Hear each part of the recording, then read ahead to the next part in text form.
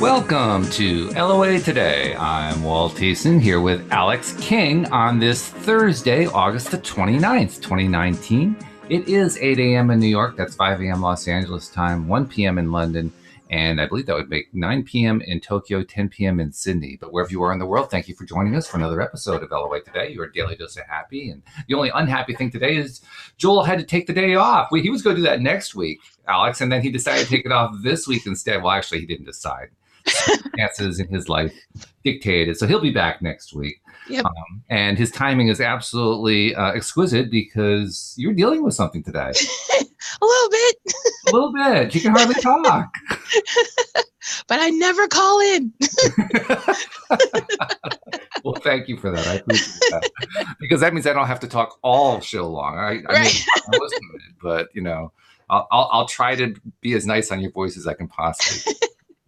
It's fine. I can handle it. Okay. Well, we don't want you to go hoarse or anything like that. But it's good to be back. Louise and I, of course, went to Virginia to spend time with family regarding my mom's passing. And it was a very good weekend. I got to reconnect with those two cousins who I hadn't seen in 40 years. And that was really cool. Really great. I loved meeting both of them again. One of them in particular, I mean, wow, I always knew Leslie was a really good person and so forth, but now I wanted to be one of my close friends. Which is pretty wild, Yeah. So it's good. It's good. It's all good. And we took a boat ride and got to see the lake where my parents had retired to and where we used to go every year. My brother and sister and I used to go there every year for our vacation because when you have a lake in the family, where else are you going to go, right? I mean, it's not like this is a difficult choice. Yeah, it's true. So all good, all very good stuff.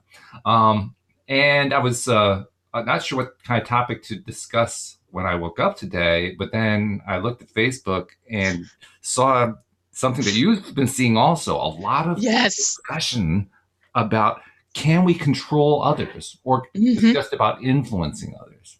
Yes. And some pretty big debates coming up about this. I mean, there are some pretty strong opinions out there, one way and the other. You know what I mean? Usually I let it go, but I'm like, no, this one I got to comment on because it's out of control now. It's rampant. It's out of control. Which is an appropriate thing because it's controlling others, right? Right. It's funny, too, because there's so many different ways that we humans develop and learn methods of making our understanding of the law of attraction be whatever we want it to be, which is part of how you do law of attraction. I mean, we imagine, we create through our imagination. And imagination is unlimited. And so it seems to us that, well, we can literally create anything about anything, including about others. But then we run into a little tricky little thing, and that is those others have the same creative powers that we have. Yes, exactly. The loophole. The loophole. Well, it's not really a loophole, I don't think. I think it's just a description of how reality really works. I mean, it's kind of like, I sometimes like to imagine source energy or spirit energy or whatever you want to call it, being this liquid ocean or pool or lake or whatever. Lake, hey, let's do the lake analogy. So it's this lake and it's full of all these drops of water that are all adhering to each other all over the place. And when you see it as a whole, you can't see the drops. All you see is the pool of water. But dip a cup into it and drip the cup onto a surface of some kind, and you can see the drops because the drops kind of separate from each other for a little bit. Right. To me, those are the individuals in the source energy. Okay. Well, we're all drops of water in this analogy. Okay. So we have all of the characteristics of water. We have all of the power of water. All of us have that power to erode over time because that's what water can do. Water can erode. We have all the same powers. And yet we are also creators. In that sense, we are all God. We are all individual pieces of God, and we are all individually God, and both are true at the same time. And that's where all this comes in. That's where all this confusion comes from, this disagreement. And I think a lot of it is terminology. Agreed. You know, there was one person that I had a little discussion with today on Facebook, and I'm pretty sure our discussion and disagreement, if you will, was about terminology. Mm. Because she wanted to use the word control and I wanted to use the word influence. And let me just read. I'm going to bring it up here on the browser because Okay. I think it's really a useful discussion. Her name is Megan. I won't quote her last name, but Megan. Well, I had responded to somebody named Carolyn who had said, "I think I really messed things up with a guy I really care about. Can I fix it with the law of attraction?" Mm-hmm. My reply to her was, "You can't make him do anything, but you can influence him. More important is what you do with your own thought and feeling process." And as Neville said in his, this was a Neville Goddard group, by the way. Okay. And as Neville said in his book, Prayer, the possibility to impress an idea upon another mind presupposes the ability of that mind to receive that impression. Mm. So that was my response. Mm-hmm. Megan jumps in and says, "Well, Walt, he said, we can make people do things." Oh, I said, "Megan, do you think other people are your puppets?" right. And she says, "LOL, no, I mean, you can literally make things happen. There is too much proof to say otherwise. I'm not talking about manipulating people. I'm speaking on creating reality. Do you know where you are?" And that last statement, "Do you know where you are?" That's meaningful. Hang on to that one. You'll see Okay. what I mean in a minute. She says, I responded, "Well, everyone can create reality, but my question is a valid one. Do you believe that you can create other people's reality? Mm. If not, then they can make decisions that don't align with your decisions. That's the nature of contrasting reality." Right. Megan says, "I can interfere with other people's reality. Like I said, too much proof to say otherwise." Mm. Then she says, "Why would church folk pray for each other if you can't interfere with others' reality? That isn't my point, but language and scripting do whatever you want." What? And I said, "Interfere? Well, I guess it depends on what you mean by that. Everyone creates their own reality," as Neville said in his book, and I quoted the quote again. "The possibility to impress an idea upon another mind presupposes the ability of that mind to receive that impression. If the other mind," I said, "is not in a place where it can receive that impression, you can try to impress upon it all you want to, and it won't work the way you want it to work." Right. Megan says, "Jesus healed a blind man. Is that not interfering with reality? Oh, here we go. He killed a fig tree. Is that not interfering?" Now, I'm not saying I'm Jesus, but I'm close. And then she smiles. Wow. And I said, "Well, I don't see praying for another as interfering. I see it as supporting. Right. Calling it interfering presupposes that the blind man didn't choose to be healed." Mm. And Megan says, "So you take prayer as a joke then?" Wow. And I said, "Not at all. Why should you assume that?" And she says, "Praying is not supporting. It is a decree, a command. But anyways, I'm not here to argue because I know what I'm capable of. And if you don't know how about you stop reading and start doing the work and see for yourself." And I wrote, "And commands can be ignored by other beings. You believe you can create someone else's reality, yes?" She laughed again and said, "Like I said, if you can't do something, it's because you told yourself you can't.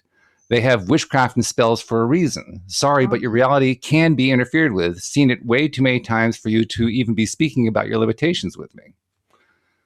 And I wrote, "Well, then if your reality can't be interfered with, neither can theirs. It works both ways." Right. And she says, "I don't think you belong in this group." Right. And that goes back to the previous comment. That Do you know comment didn't make any sense. Do you know where you are? Yeah. In other words, you have to believe a certain way to be in this group. These people, these Neville people. Oh, wait a minute, I'm not done. So I said, "Well, you can think what you want. It doesn't affect me unless I choose to be affected by it." Facts. So here's the question. I mean, like I said before, I do think there's a lot of terminology going on here. Like, what do you mean by interfere? Interfere can mean a lot of different things. Right. Interfere means like going against someone's belief in something else. You know what I mean? Like it's interrupting what they want. That's what I feel like interfere is. Well, that's one way. That's the way I tend to think about it. Mm-hmm. Another way to put interfere into context is to say, well, if I put a thought in your way that you don't like and that you choose not to pay attention to, I've still interfered. Mm. So it depends how what's your intention. And she actually took offense to it. She says, "Well, I'm not trying to manipulate others." But then she said she was, though.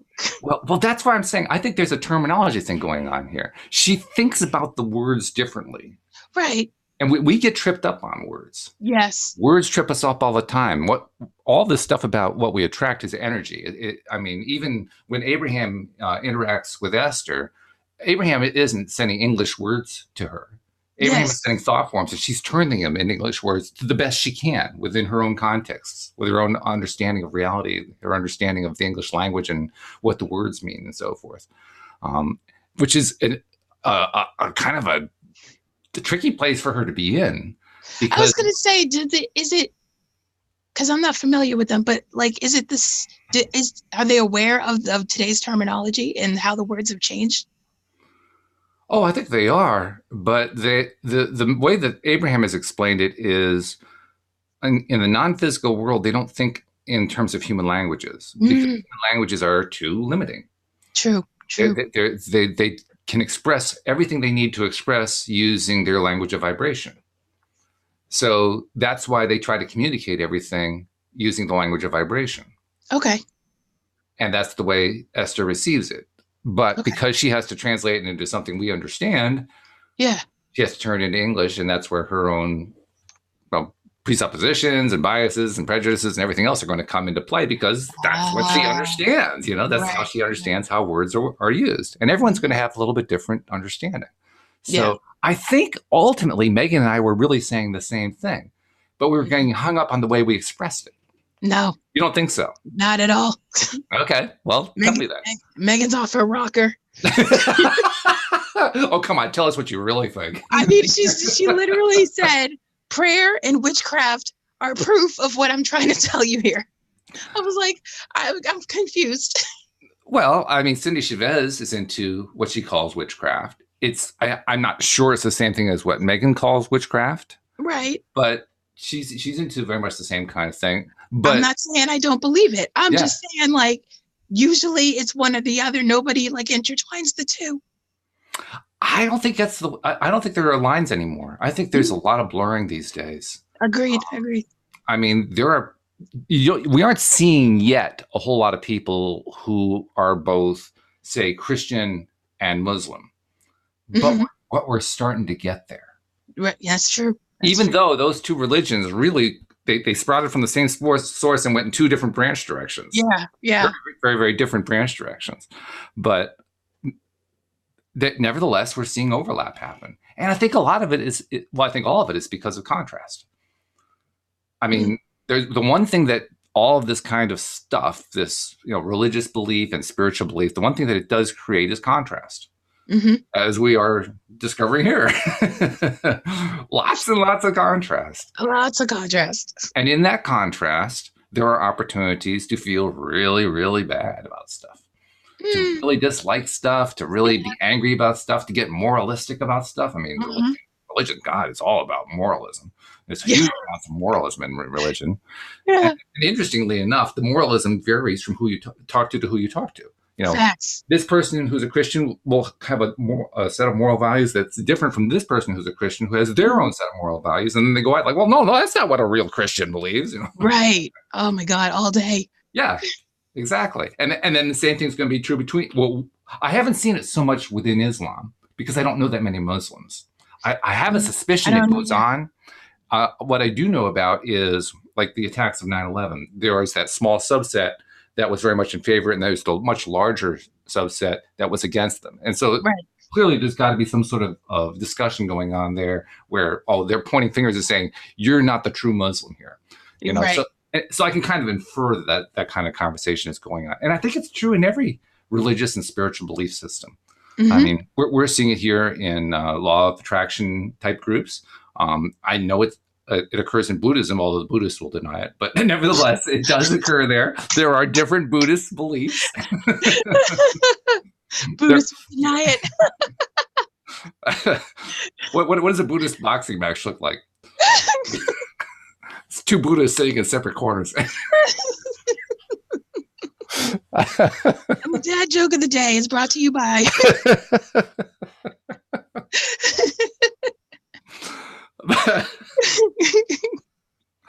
but no, it's true. I mean, and even belief systems that are not prevalent to the same degree that the major religions are around the world. Even in those, there are great degrees of disagreement. Right. And that is both the nature and the beauty of reality. You have the freedom to believe what you want to believe. You do. And in that freedom, you are the ultimate creator of your own reality, which is really, really cool. Right. You know, what I find to be interesting is that she sees that as a limitation. But she says you're seeing yours as a limitation. No. I'm saying that's it. That's what I mean. She's saying that my claim that we are all free to create our own reality, and that therefore that means we really can't create for somebody else. They're the only ones who can create their own reality. She sees that as a limitation. But I don't see that as a limitation. I say we have enough work to do being in charge of our own lives. We don't have time to be in charge of everybody else's life too. This is very true. If we just sat here and minded our own business, life would be so much easier.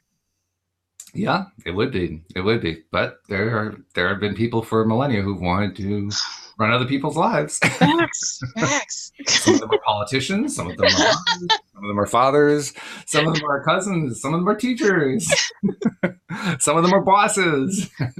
Oh my God! It's almost endless.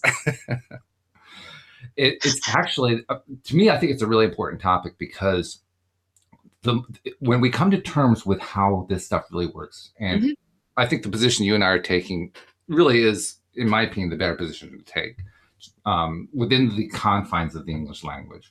What we're really saying is we respect the decisions of others. And when you go into this LOA thing with the intention of controlling the decisions of others, you're really not respecting them. That to me is a very, very big deal. Now, I will admit that is a moral position. That is my moral sense. Yes. So in that sense, there is a limitation going on here. But I like that one. I think it's a good one. And I don't expect other people to adhere to my morality. I think maybe I should call it an ethical position rather than a moral position. Moral tends to be about, here's what I want you to do. Right. It's more about, here's what I do. Right. So for me, it's more of an ethical position because that's how I want to behave. That's how I do behave. I behave in a way that respects others because I like being respectful of others. Agreed. I find that, first of all, it's a much smoother road. Right? Yes. I mean, if I went around trying to control other people, I'd be driving myself crazy. Exactly. I'm the one who pays for that decision. Right. And I'm certain that Megan pays for it in what she goes through. I'm sure that she's creating all the stuff that it pops up and she's just building up her willpower. Like, well, I'm not going to let that control me. I'm going to control that. Right. So she starts doing more. I'm going to control you. I'm going to control this person. I'm going to control that person. She should run for president. She might be. Donald Trump, watch out. As long as she doesn't want to nuke the hurricanes, I'll vote for her.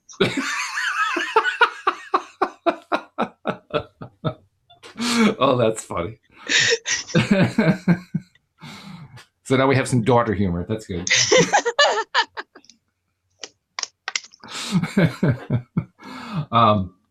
Well, yeah, she might run for president. Who knows? I'm not even sure where she lives. I think she lives in the U.S., but I'm not sure. But even if she's not in the U.S., she can run for president or, head of state of whatever country she's in. And she might get some votes. She might get quite a few. You never know. She just might. Yeah. That's, you get good at being a deliberate creator. You can do all kinds of things. Actual factuals. That's true. There is also what the original post was about. Because the original post was getting an ex back, which is a topic that's near and dear to our hearts because it was the topic that drove our decision to create The Grass is Greener the way we create it, right? Yes. And we see it all the time. All the time. Too many times a day. Yeah. Oh, it's continuous. And along that line, I want to share a second story. Okay. This is one I haven't responded to yet. And I'm not sure. I haven't decided whether I'm going to respond to it. It's by someone named Vie, V-Y. And I think Vi is a she. Yes, I'm pretty sure Vi is a she. Anyway, Vi says, 6 months ago, I manifested my SP back after I followed Sal's post. Sal is the leader of this particular group. SP? A special person or a specific person. Okay. I got him back after 2 weeks. We've been living together since then. He isn't nice to me when he talks, He complains a lot. He's crummy all the time. High on drugs on the weekend, etc. He is completely different from when we were dating. Mm-hmm. And then she borrows a Neville phrase, he is myself pushed out. Mm. I am suffering. I have been fighting with my reality, trying to find the better way. I have been trying to imagine something different, ignore the reality, keep telling myself that he is so good to me. But how can I tell myself that? I feel like this is a total lie to me because he is so bad in the reality. I am really sad because I don't know what to do. Right now, I'm completely out of my state. Are you serious? Well, this is not my first time living with someone like him. I don't want to give up on him and moving on, even if I can. I know deep down in me, I need to work on myself, on my relationship, instead of giving up and bump to someone. I guess I'm not sure what this is. An example of somebody whose first language is not English. Right. Instead of giving up and bump to someone else acting just like him again. Oh my God. How can I manifest him to be a better man, nicer to me, less complaining, less crummy, sweet, sober, understanding, appreciated? I just want to be a happy wife. I don't know how to deal with 3D reality whenever I get home. I see his crummy face. I see him high on drugs. I hate all this. I am out of my happy wife state now. Please, someone give me advice on this. I mean, does that encapsulate the issue well better than anything else I've ever read, or what? Yes. This makes me so mad. It makes you mad. No lie. Angry on levels I didn't know I could. Are you serious right now? Do you hear yourself? Do you read what you're typing? Oh my God, I'm about to lose another octave. He makes me miserable, but I want to make him better. What? Boy, bye. I never see that Alex have an apoplectic fit on yes! People are this stupid, and that's why I'm not in those Neville groups. I cannot. Oh, let me take a sip. I can't.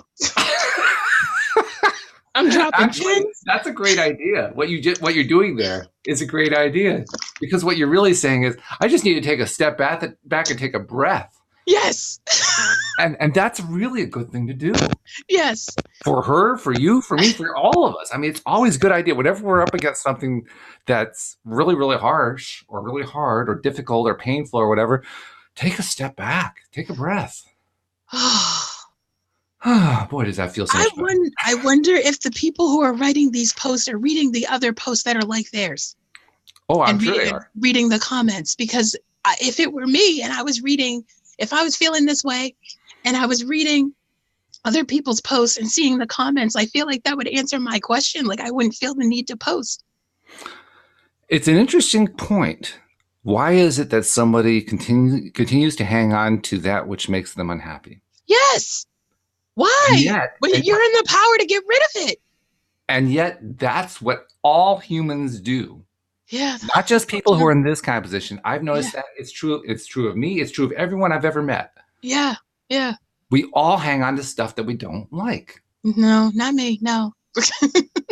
No, except for things like, I can't sleep, and my digestive system is screwed up, and I've got anxiety, and but other than those things, you don't hang on to anything.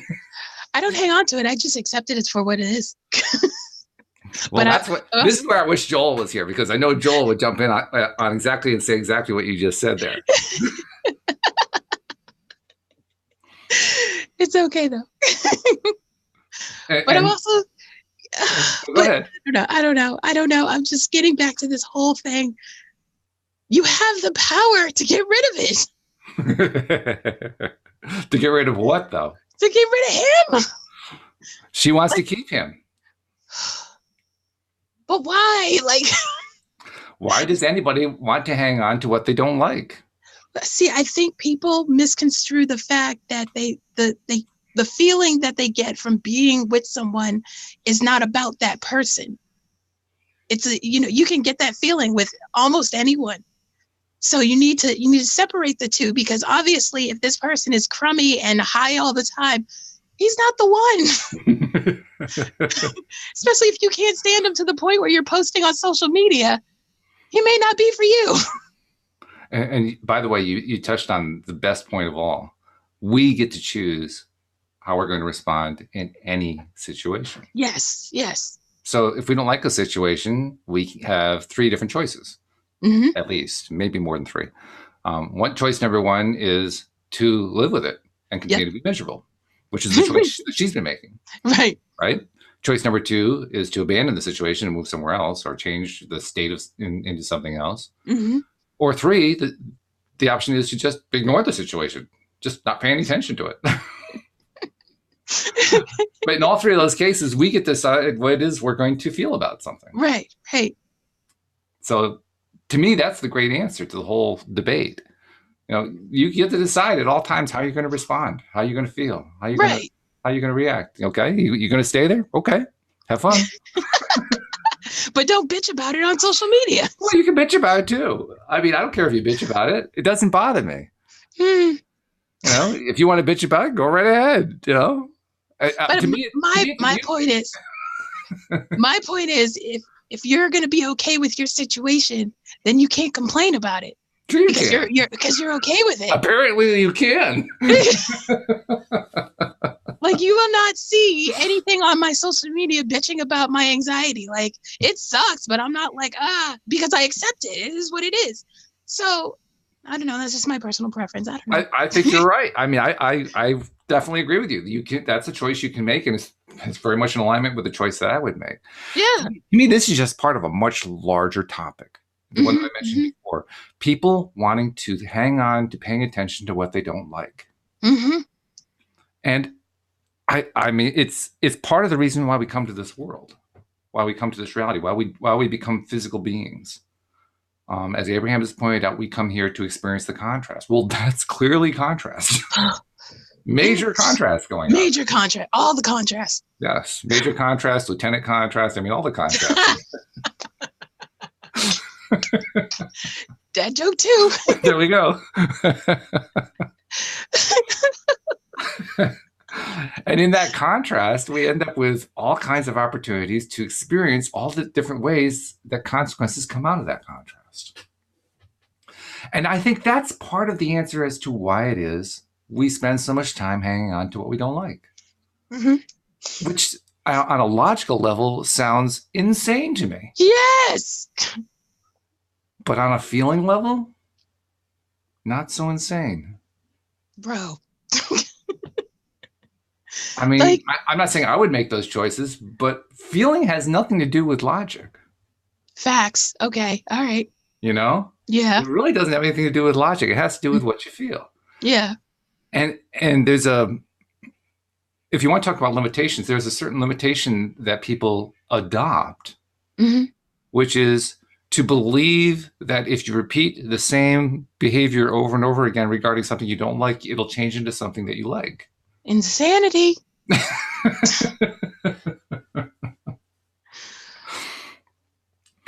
And I think I know where that comes from. Insanity? Kinda. I mean, yes. But where does it come from? But what I was thinking of, it kind of is a form of insanity. Yes. It's the desire to be entertained. The desire to be entertained in a certain way is insanity. I guarantee that her household is not drama-free. No kidding. And I guarantee she lives for it. She's like, all right, I'm going home. Yep. Let's see what happens today. Yeah. Yep. I believe it's going to get better. I am imagining it getting better. And I'm going to go home and I'm going to fight it out until it gets better. That's why I prefer my drama on TV. But that's why I prefer not watching drama on TV. It's not like there's any lack of drama in our lives. But like, I feel like if there's an outlet that it's not in my actual life. But to what degree are we programming ourselves by watching those dramas? I have my bubble. Let me tell you a story. I mentioned Cindy Chavez. We read from Neville Goddard's The Law and the Promise. Okay. We finished chapter 4 yesterday. And there was a really great example of what happens when you tell a fictional story. Mm. First of all, the title of the chapter is There Is No Fiction, which is his claim. The idea is, if you can create anything from your imagination, then there's no such thing that's just pure fiction. It all is reality. Right. That's true. Okay. So here's the story. And this is actually from the foreword of A Night to Remember by Walter Lord. He says, in 1898, a struggling author named Morgan Robertson concocted a novel about a fabulous Atlantic steamship liner, far larger than any that had ever been built. Robertson loaded his ship with rich and complacent people and then wrecked it one cold April night on an iceberg. This somehow showed the futility of everything, and in fact, the book was called Futility when it appeared that year, published by the firm of M.F. Mansfield. 14 years later, a British shipping company named the White Star Line built a steamer remarkably like the one in Robertson's novel. The new liner was 66,000 tons displacement. Robertson's was 70,000 tons. The real ship was 882.5 feet long. The fictional one was 800 feet. Both could carry about 3,000 people, and both had enough lifeboats for only a fraction of this number. But then this didn't seem to matter because both were labeled unsinkable. On April 19th, 1912, the real ship left Southampton on her maiden voyage to New York. Her cargo included a priceless copy of the Rubaiyat of Omar Khayyam and a list of passengers collectively worth $250 million.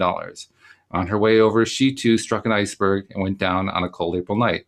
Robertson called his ship the Titan. The White Star Line called its ship the Titanic. Oh. So there is an example of how fiction becomes reality. Okay. Did the person writing or reading that book actually intend to turn it into reality? Probably not intentionally, however. So here's the question for you. Why do you want to keep watching drama about things you don't like?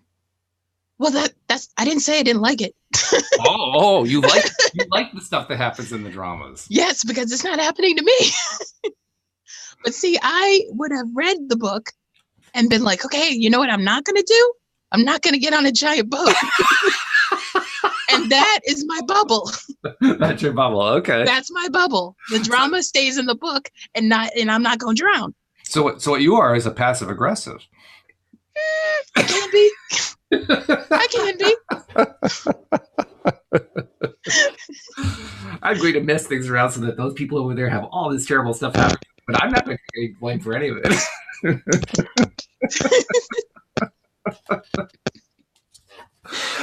But Cindy read that yesterday. I thought to myself, wow, yeah, that really summarizes exactly what goes on in contrast. Yeah. It's where the phrase comes from, be careful what you wish for. Facts. Be very careful what you wish for. And in fact, Neville actually made another really good comment in that book. And he made it almost in passing. But let me see if I can find it.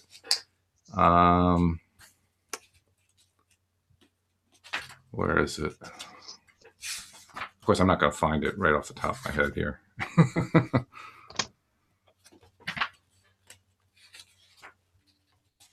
It's right at the beginning of the chapter. Oh, yes. If we had this wider view of causation, that causation is mental and not physical, that our mental states are causative of physical effects, here's the point, then we would realize our responsibility as a creator and imagine only the best imaginable. And I think he's right about that. I think it's hard to do all the time, though. It's like, I have this dilemma with myself all the time. Like when I'm sitting in bed, minding my own business, or I think I am. And then I think of something terrible and I'm like, oh my God, am I manifesting that right now? Like I need to, it's too much. It's too much power. Well, I don't know if it's too much power, but it certainly is a ton. Yeah. I have a proposal to put out there and I want to see what you think of it. Okay. I see these posts. You've seen these posts all over the place. People, usually they're about getting exes back. There actually can be about a lot of different things, but that seems to be the prevalent one. And no one wants to get their old car back. I never understood that. Well, actually, that's not true. There are some people who collect old cars and rebuild them, so they want to get their old car back. But they are a very, very distinct minority. Right. They're not in this group. No, not really. No. They're too busy rebuilding the cars to be in the group. But I look at this and I say to myself, what would be the way of understanding my role in this? Mm-hmm. Because here I am reading these posts I don't like. Right. And I answer to myself, well, maybe what I need to do is to develop a pivot. Pivot? A pivot. It's from Friends. You wouldn't get it. Okay. I only get pivot from Abraham, so you have to tell me about Friends. Do you want me to? Oh, right now? Okay. Tell it. So, it kind of works actually in this situation. So there's a scene where Ross, one of the main characters, is trying to move this couch into his new apartment, which is up like 3 flights of stairs, but they can't get it around this certain corner. So his whole thing is like, okay, let's try this angle. Let's try this angle. So then he's like, no, you're doing it wrong. Pivot. Okay. So that became a famous line, pivot. And well, yeah, that does match, doesn't it? Yeah, it does. I mean, yeah. I'm imagining they're trying. This is the way you usually get a couch around the corner. They're standing it on its end and they're twisting it. That's pivoting it. Yeah, you know? yeah. So yeah, that's exactly right. Pivoting is what it's all about. So how would I pivot with these things? And this is actually what I usually do. Mm-hmm. The first thing I do is I don't know exactly what language I use to myself. What wording I use, but in some way, I say to myself, "Well, that's funny." I like it. Because now I'm not getting sucked into it emotionally. You know, Mm. I don't want to go say to somebody I'm laughing at you or LOL into their face on a comment or something like that. Well, you're better than me. No, because I don't really want to. I don't make them feel bad. That's not my goal. Well, I wouldn't post LOL or yeah. I was just giggle to myself. Yeah, well, exactly. I'll tell you about it later. Well, I probably would leave the last part out, but yeah, I agree with you. That's exactly what I do. I laugh to myself because it's a way of not getting sucked in. That's what I'm trying to say about TV drama. Okay, so in that case, what I could kind of summarize that as is you're using the TV drama as a way to strengthen your own ability to stay out of it. Yes.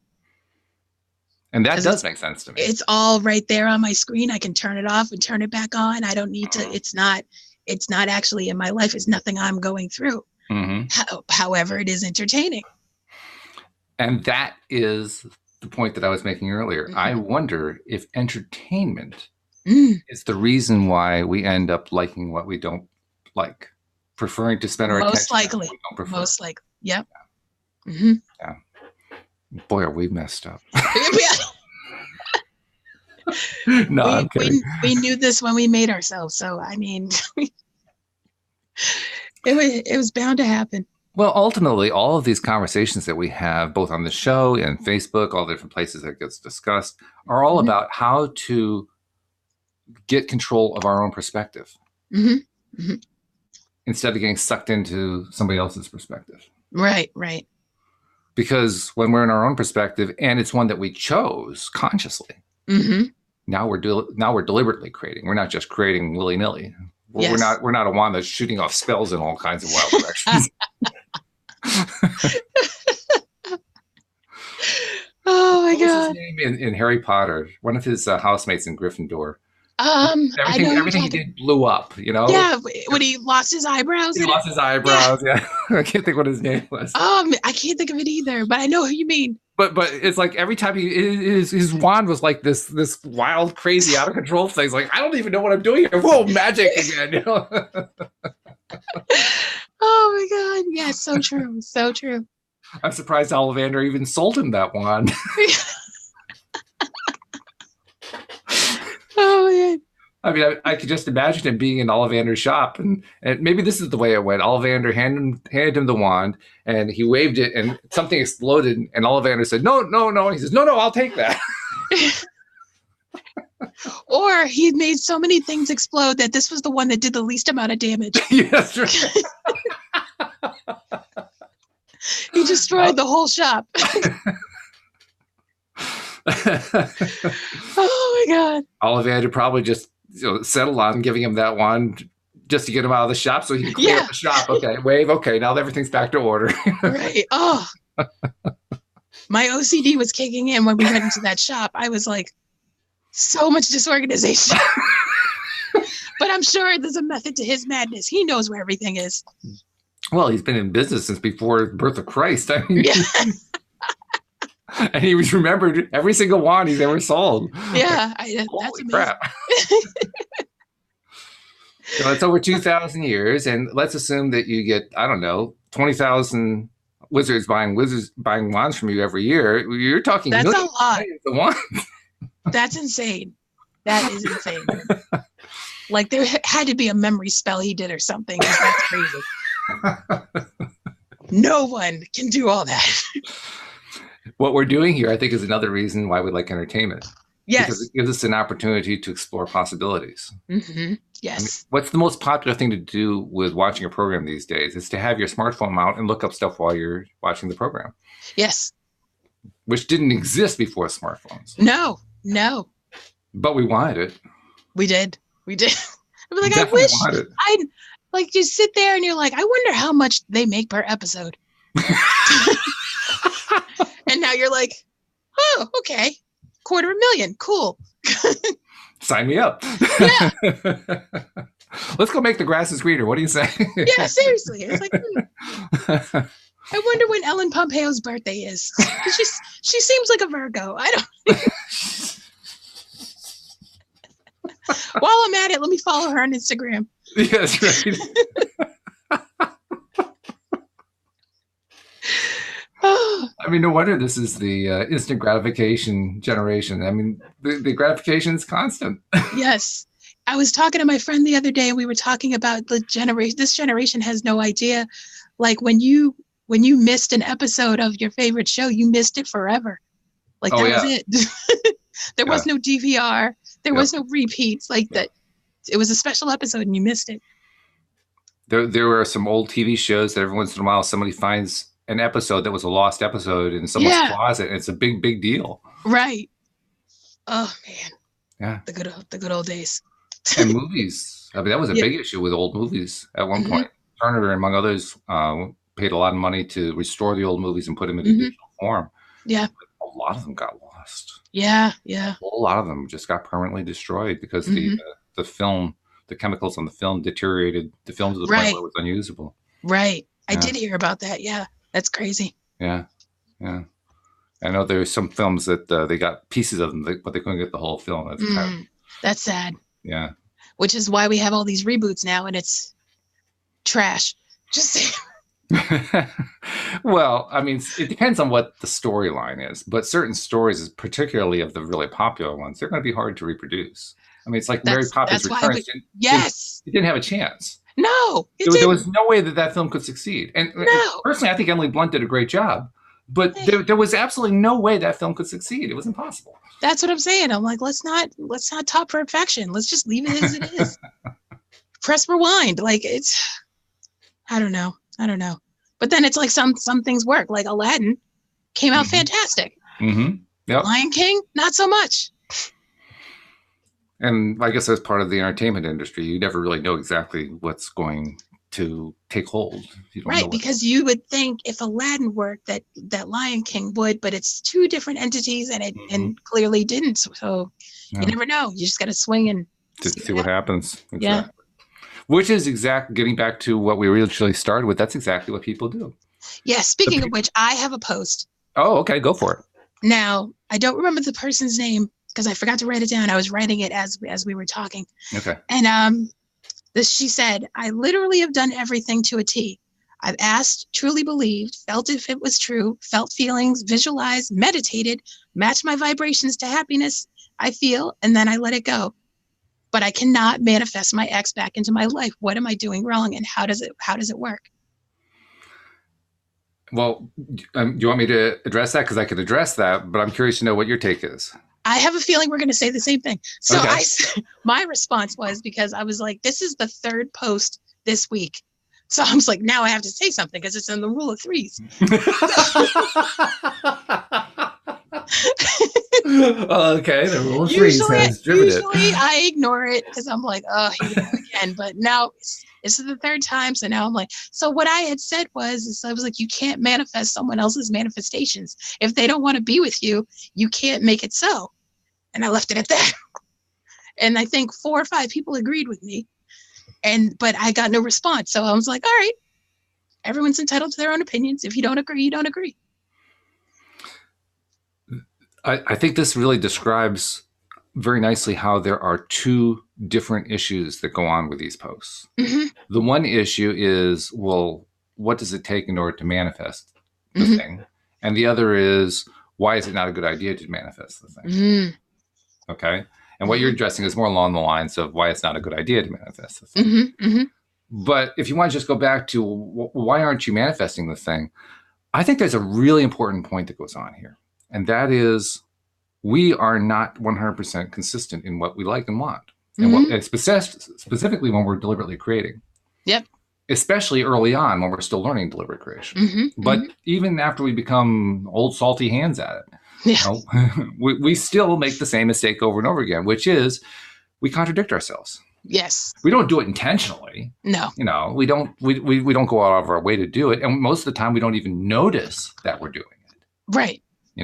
Like she said, or he said, I'm not sure if it was a he or she. It was a she. It was a she. Okay. Usually a she. Yeah, 98%, I know. But that's because the guys are too afraid to speak up. But yeah. And probably smartly. But the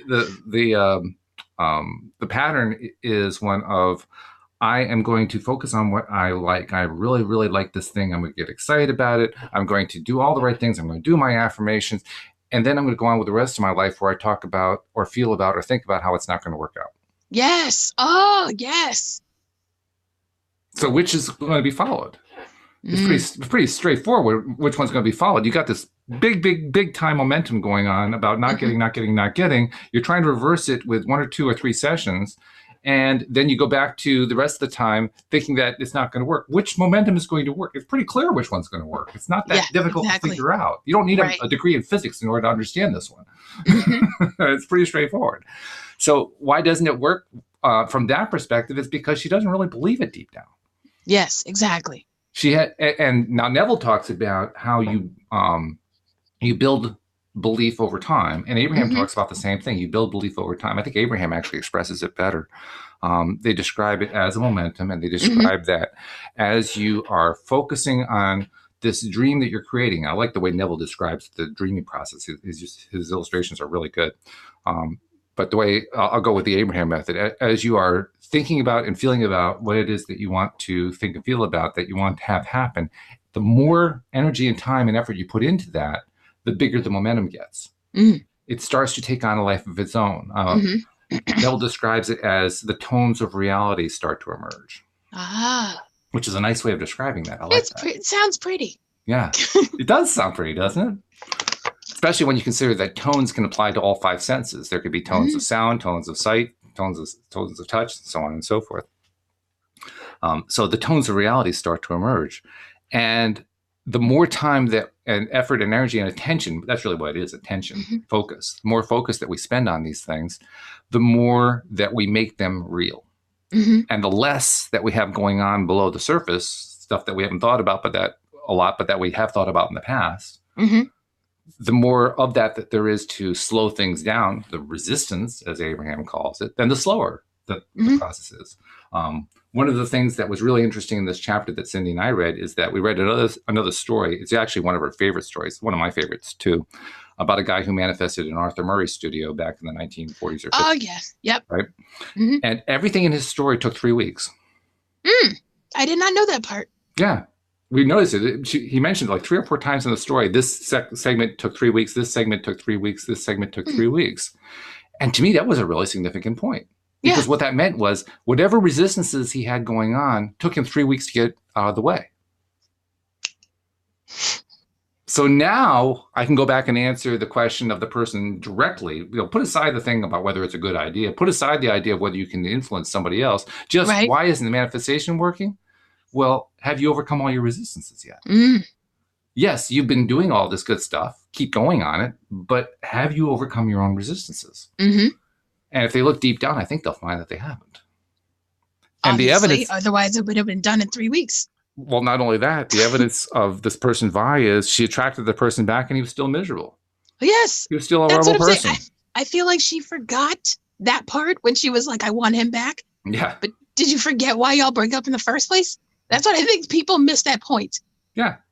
Now, if she had, here's an interesting question, and this really gets to the nub of whether you can control somebody else. If she had truly focused on him, now she did kind of describe it in a little bit here. Mm-hmm. Let me see if I can find where she says it. Well, she kind of said it backhand. She said, how can I manifest him to be a better man, nicer to me, less complaining, less crummy, sweet, sober, understanding, appreciative? Okay, so that's kind of what she's inferring that she did before, but she didn't actually say she was doing that before. But my question to her is, how much were you actually doing that? Yeah, I feel like she was more concentrating on getting him back, not how she wanted him back. Yes, I agree. And even more interesting, but this is the interesting point I was leading up to. How much did she actually do that? Because if she really did do that, I'll bet you she would have ended up with a different man. Agreed. Thank you. That's what I'm saying. Whole different person. Yeah.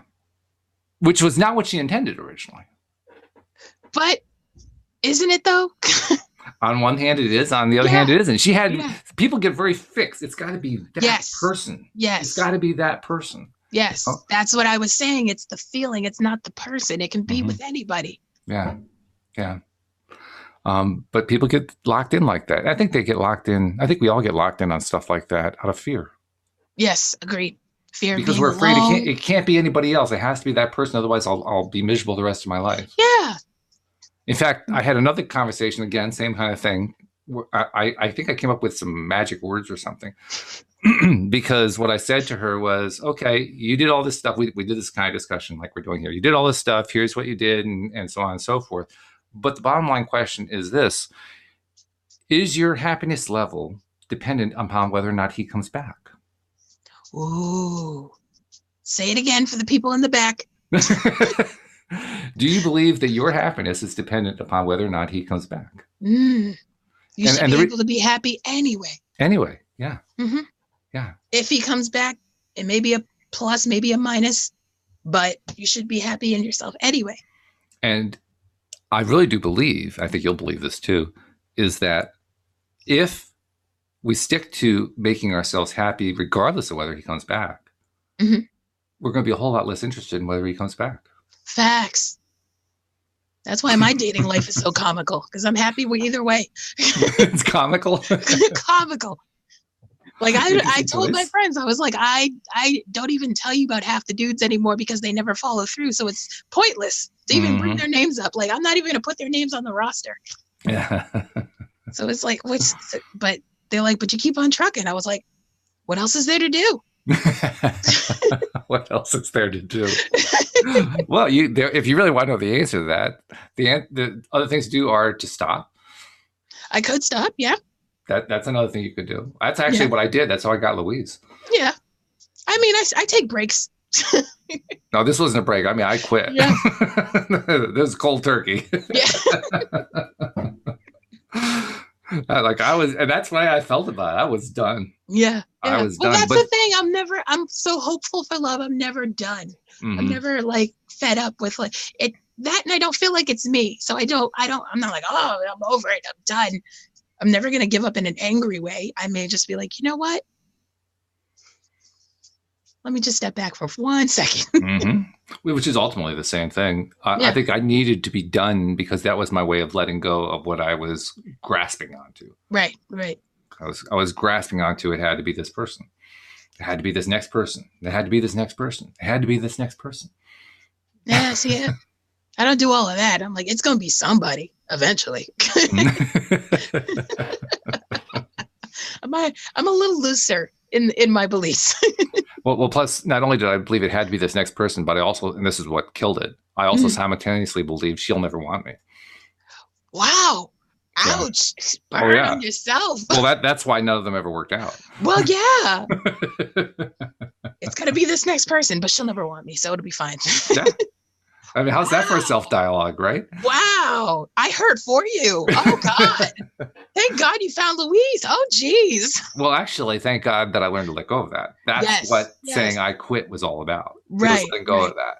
Mm-hmm. And once I let go of that, she showed up a month later. Yeah. Yeah.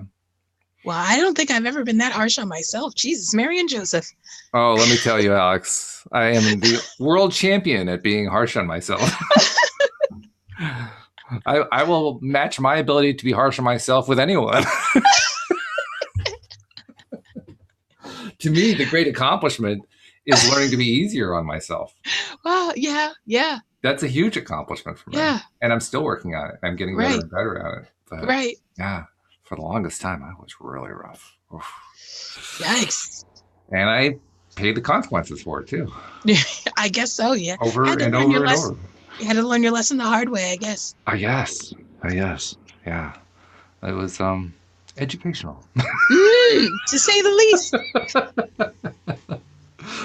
So, and I think that's ultimately where I get my ability to laugh at when I see somebody, that's where it comes from. Yeah. Well, it's not so much I have to. It's more like, for me, the laughter is relief. It's a way of, I know in a sense what they're going through because I was there. I mean, I never really did what they do where they're trying to get an ex back. I never did that. I had that was before one time when I came close, but even with social media, I mean, I can think of one instance where I thought about trying to do it and I rejected it. Yeah. I just didn't want to go down that road. Right. But here's the interesting thing. Maybe this is another example of how we each approach contrast differently. But for me, I thought about it and instantly I thought to myself, boy, that would be painful. Right. Because I thought about it and I was like, but why, Alex? Why? Let's not do that. That would just be hurt. That would be really painful. Why are you putting yourself through the ringer again? Like, no, let's not do that. Just beat me down. Just hurt me. Yeah. I couldn't do that. Maybe that was my health, my alignment poking its head out, saying, no, thank you. Yeah, I prefer not. Thank you. Next. Oh. Yeah. I guess ultimately that's what all these people who are posting these things are really trying to learn. They're trying to learn how to say next. I think in this case, all these people, and I'm going to start posting, Ariana Grande, thank you, next. Just listen to the song. Draw the parallel for those of us who aren't the Grande fans. Basically, she goes through the song thanking each and every one of her exes for a lesson or a thing that they gave her. Oh, okay. So, you taught me this, you taught me that, but, I'm not coming back to you. Thank you. Next. Well, that is good because what that's really doing is the art of appreciation. Yeah. Or as some people call it, the art of gratitude. Yes. Definitely celebrating gratitude in that song. Yeah. Yeah. And I prefer appreciation just because I think it's a higher vibration, but it's a quibbling because they're both high vibration. The point is when you focus on that, you're going to climb into a higher, happier place. It's really unavoidable. So you're not appreciating for the benefit. That's the big confusion. You're not appreciating or being grateful for their benefit. No, you're doing it for yourself. You're doing it for yourself. You have to. That's the whole point. There's no point in appreciating for somebody else's benefit. Well, there is for feeding their ego, I guess. But beyond that, there's no point to it. But unless that's how you get your peace of mind. If that's what it takes for you to let go, then that's what it takes for you to let go. Yeah. For some people, it does. It's like, when somebody does you wrong and you're like, oh, bless their heart. And you just keep it moving. I mean, that's a low key slap, but Yeah, that's true. Well, as usual, this has been a fascinating discussion. And agreed. This is one of the more in-depth ones we've done on this particular topic. I think this is the deepest we've gone. Yeah, we've actually pulled actual posts out. So we've set a new standard. And let's see what we can do the next time we bring this one up. But I have a feeling this is a conversation that's not going to go away. There are going to be people who say, yes, you can control others. And there are going to be others like us that say, no, you can only influence them, but good luck with that. Oh, seriously. Anything that you want to tell about spoilers before we close off? Not a spoiler, but I do want to say congratulations to my cousin. He had a baby, Gideon. So very exciting. New nephew in the family. We're very happy. Fabulous. That's great. So, yes. Excellent. And also a reminder to people, become a subscriber. This is the kind of conversation you get every day. Every time it's with different co-hosts, but it's always fun. Very simple. Go to loatoday.net, do the stuff there, and just like in 4 steps, you're a subscriber. And also subscribe to us on YouTube. How do they do it on YouTube? You go to LOA Today podcast videos on YouTube and you hit the subscribe button. And next to the subscribe button, there's a little bell. Make sure you click always so you will always be notified when we are live. Just like that. So, Alex, it's been great. I hope your voice heals up. I hope your throat heals up. She's giving me the thumbs up. That's good. She's not talking anymore. And with that thought in mind, we'll see you all next time here on LOA Today. Goodbye, everybody.